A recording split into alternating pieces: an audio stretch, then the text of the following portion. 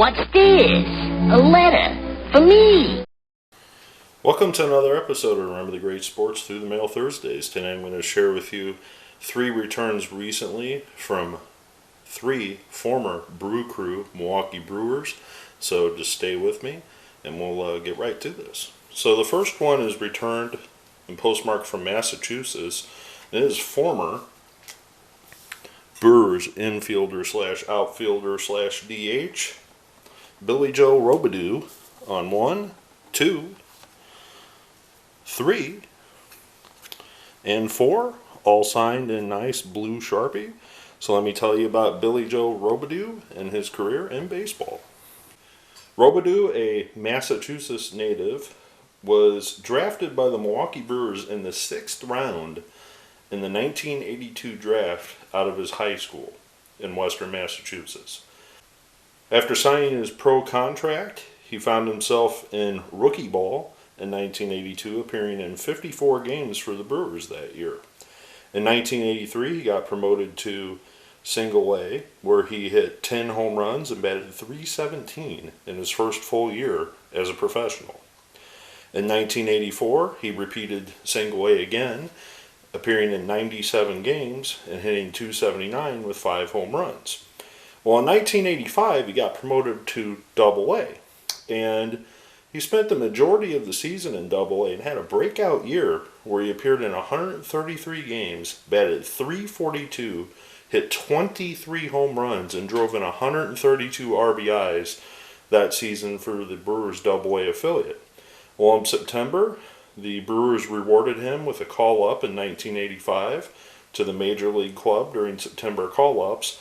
And he appeared in 18 games for the Brewers, and he hit 3 home runs actually in those 18 games, but his batting average slipped down to .179. Well, going into 1986, he split time between Double A and the majors for the Brewers, and he appeared in 56 games that year for the Brewers, batting .227 and just hitting 1 home run. Well, in 1987, he again would split time between the majors and AAA this time, and he would just appear in 23 games at the major league level, batting below .200 that season in the majors.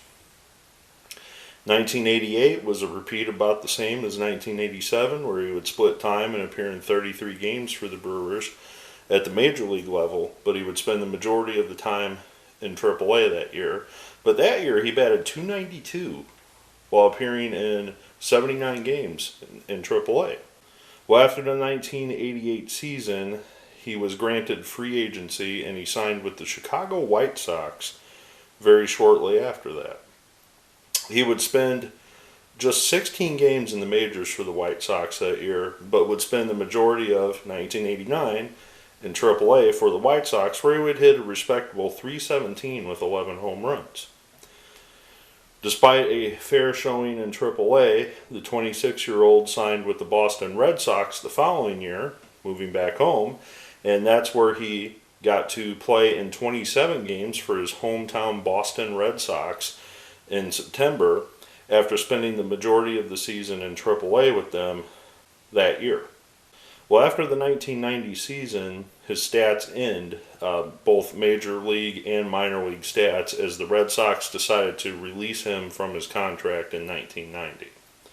There's not a lot of info about him post-playing career, but it does say on his Wikipedia page that he would frequently umpire high school baseball games, and I don't know if that's something that he still does or if that's something that he used to do. So I want to thank Mr. Robidoux for signing. One of the most unique names on a baseball card in the 1980s, in my opinion. His full name is actually William Joseph, so, Billy Joe, I guess, is where that comes from, and, it's just one of those middle names you just don't hear a lot of baseball players going by their full name anymore. So, thank you, Mr. Robidoux. All right, so the next return is from another former Brewer, and this would have been all 3 of these guys would have probably been teammates at one time, and that is former pitcher Mike Birkbeck on 1, 2, a 1987 Donruss rated rookie, a third 87 Fleer update, and a fourth, 87 Donruss the Rookies. Birkbeck, an Ohio native, attended the University of Akron, and he was actually drafted in the 82 draft, the same as Billy Jo Robidoux. However, he chose not to sign with the Chicago Cubs and played another season, and in 1983, the Milwaukee Brewers made him their fourth-round selection. Well, after signing with the Brewers, he was assigned to their single-A and rookie ball affiliate, where he was a starter. He started 12 of 14 games that year, splitting his record at 5-5 with a 2.8 ERA. Well, his second year of professional ball in 1984, he went 14-3, starting 26 games that year for the single-A affiliate for the Brewers. Well, the following year, he moved up to Double-A, but he didn't win 14, but he won 9 and lost 9 that year, and had a pretty decent season overall.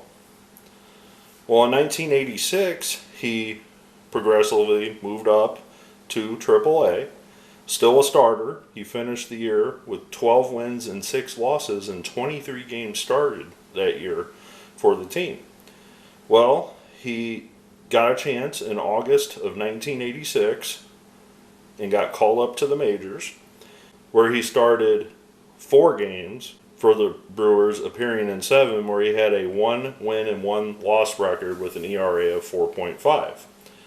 Well, going into 1987, they decided to give him 10 starts that year at the major league level. However, he did split some time down at the minor leagues as well in 87, and he only appeared in 12 total games in 1987, so I'm going to assume there was maybe some injury issues that were involved there. Well, in 1988, he made the Brewers again after spending some time in AAA, just appearing in 5 games. And he posted a 10-8 record that year in 23 starts for the Brewers. Well, in 1989, he was part of the pitching staff for the Brewers. However, a poor 0-4 record, he spent the majority of the season then pitching in AAA, going 2-2. Well, in 1990, he spent the entire season, 21 games, in AAA for the Brewers. After the 1990 season, he was then released by the Brewers and he signed on with the Cleveland Indians. He spent 1 full season with the Indians, never appearing in the majors for them, and split time between AA and AAA for their affiliates. After the 91 season, he signed with the New York Mets and again was delegated primarily to AAA. However, he did get 1 call-up to the majors, appearing in 1 start for the Mets that year. In 1993, he would sign with the Atlanta Braves, and he would spend the 93 and 94 season in their AAA affiliates, and he went 13-8 both of those seasons in 93 and 94, but never got a call back up to the majors. Well, after his time with the Braves, he signed with the New York Mets, and the Mets called him up again, and he started 4 games at 34 years old for the Mets, where he posted a 1.63 ERA.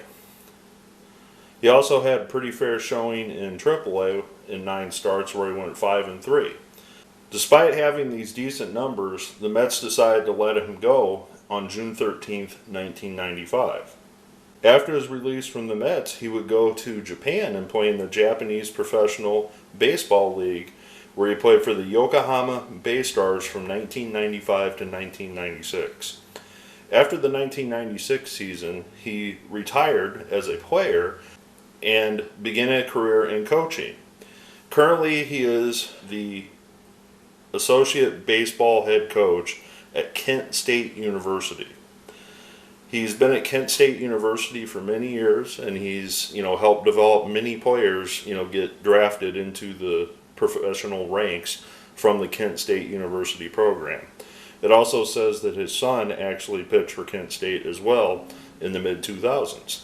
So from what I understand, he is still involved with Kent State University, as a top pitching coach in college baseball.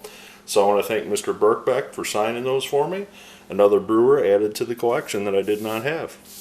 All right, so this final one is also a Milwaukee Brewer, but he was a Brewer towards the end of his career, and that is former lefty specialist Paul Mirabella on 189 Donruss.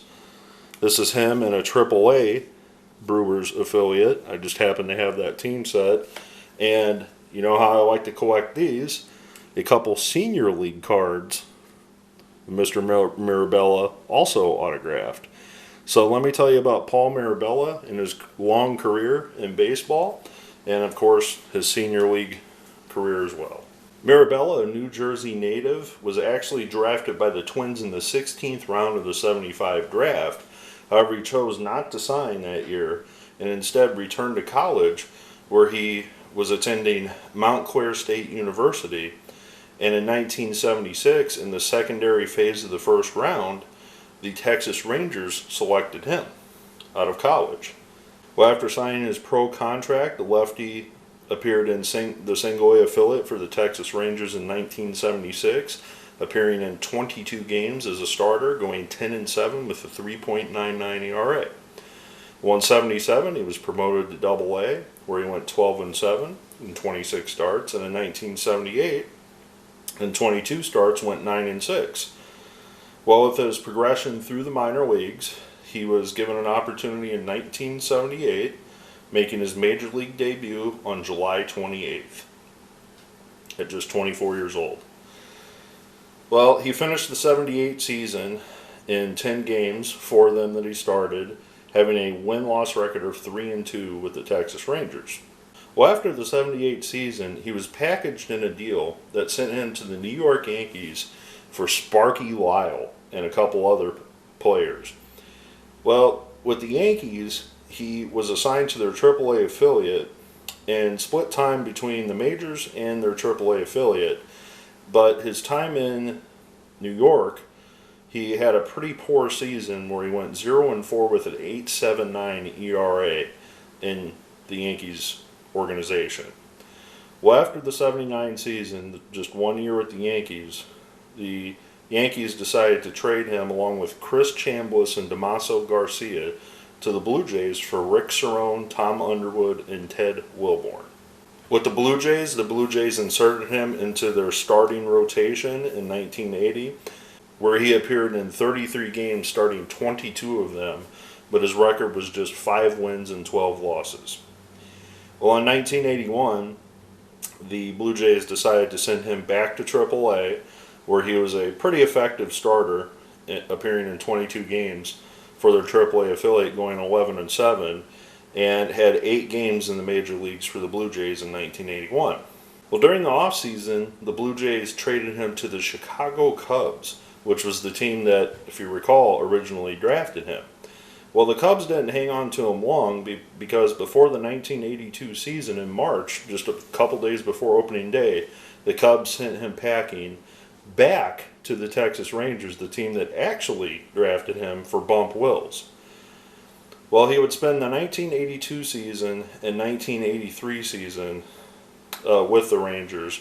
However, the Rangers decided to release him in 1983 from his contract. At that point, he signed with the Baltimore Orioles, where he spent 1 season. And after that season, he didn't spend the entire season with the Orioles. He was actually sold to the Philadelphia Phillies on August 12th. Well, after his stint with the Phillies, he was then granted free agency, and in 1984, he signed with the Seattle Mariners as a free agent.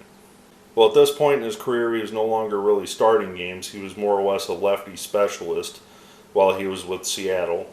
And he posted some pretty solid numbers in his tenure with the Mariners. However, after the 1986 season, the Mariners decided to part ways, and he signed a contract with the Milwaukee Brewers. Well, the Brewers sent him to AAA, and he had a superb 5-1 record in 25 appearances out of the bullpen.